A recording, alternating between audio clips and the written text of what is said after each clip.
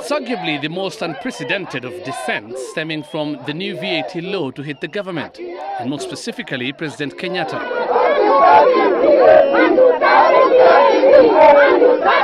His most ardent supporters in his Gatundu backyard, and specifically Gakui village in Mangu, taking to the streets to oppose elements of the new tax laws, especially those touching on their livelihood surrounding the rearing of livestock. And they made that point as they literally demonstrated with their livestock, of course without the animals' consent. Farmers say the ambiguity in the implementation of the new value-added tax is costing them heavily. While the prices of unprocessed milk and eggs are VAT exempt, the imposition of VAT on animal feed is costing them dearly, and it means having to bear the additional cost without having the option to pass on the burden to the consumer. Wanasema tusiongezee mayai bei. Wanasema tusiongezee maziwa bei. Na hapo kwa chakula kwa feeds zenye zinatumika na kuku na ng'ombe tayari wametuongezea VAT. Hawajaweka VAT kwa mayai na maziwa. Lakini kama raw material iko na VAT, sisi tumeshikwa. Hata ng'ombe atununulii chakula kwa sababu chakula imepanda kwa bei kali sana. Kwa gunia moja imeongezwa shilingi 400, ingine inaongezwa 500. The move by the government to introduce VAT on some consumer goods has elicited public outcry across the country, with President Kenyatta even stepping in and directing the Kenya Revenue Authority to clarify the confusion over what goods are exempted.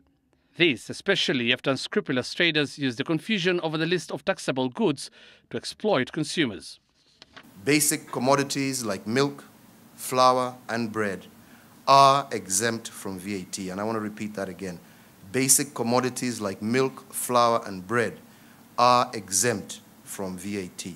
But some traders and farmers in Gatundu say it's unfair for the KRA to punish them without giving consideration to the cost implication of its new tax regime. Ikiendelea namna hii, sisi tutauza kila kitu. Pesa tuweke bank ama tukunywe zote. Tukae bila kitu hapa nyumbani.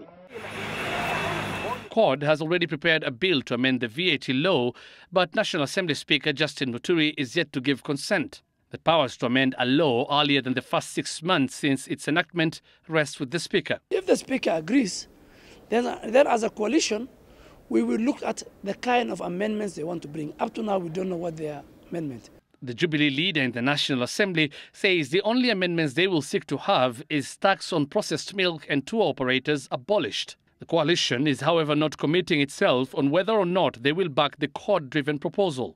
In our opinion, as Jubilee, the basic items that affect the people of Kenya have either been zero-rated or they have been exempted. The new tax regime has seen prices of essential consumer goods go up. This, coupled with the rise in fuel and electricity prices, is making the cost of living unbearable among most Kenyan households. Hussein Mohamed, Citizen Weekend.